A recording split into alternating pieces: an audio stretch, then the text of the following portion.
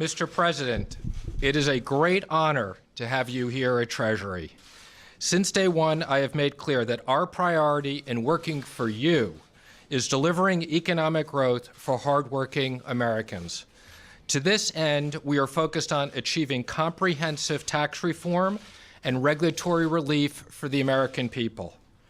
Your core principles of financial regulations have been guiding our work here and will continue to do so. I am happy to report that we are busy in our review, not just of Dodd-Frank, but the broader economic framework as well. We have met with stakeholder groups of hundreds of people representing small banks, big banks, non-financial institutions, consumers, and regulators. This review is thorough and mindful of our goals.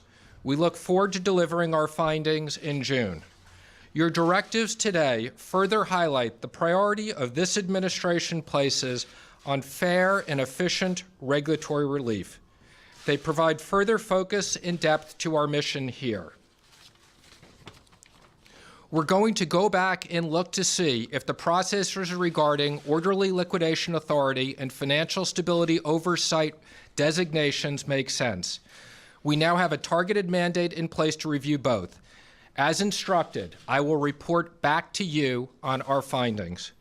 In the interim, you are calling for a much-needed timeout from the Financial Stability Council's process for designating financial institutions as systemically important.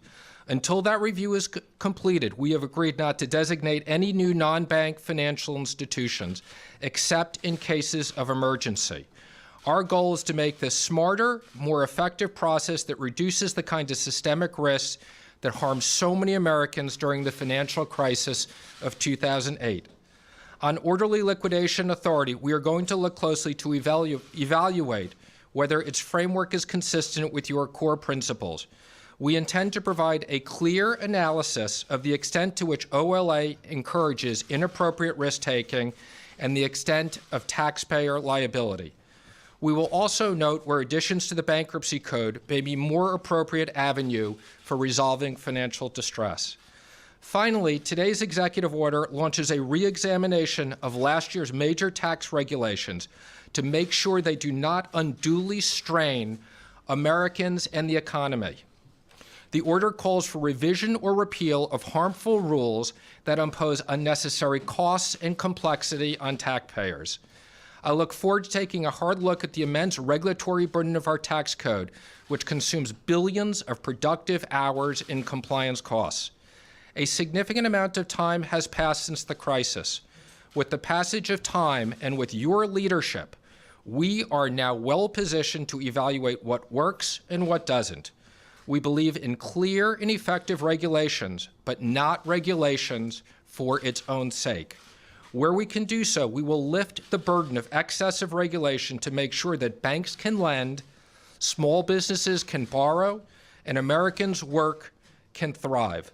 So on behalf of the entire staff here at Treasury, who work tirelessly to make this country prosperous and safe, I want to extend our warmest welcome, ladies and gentlemen, the President of the United States. Thank you very much. Thank you, Steve. I just want to thank you.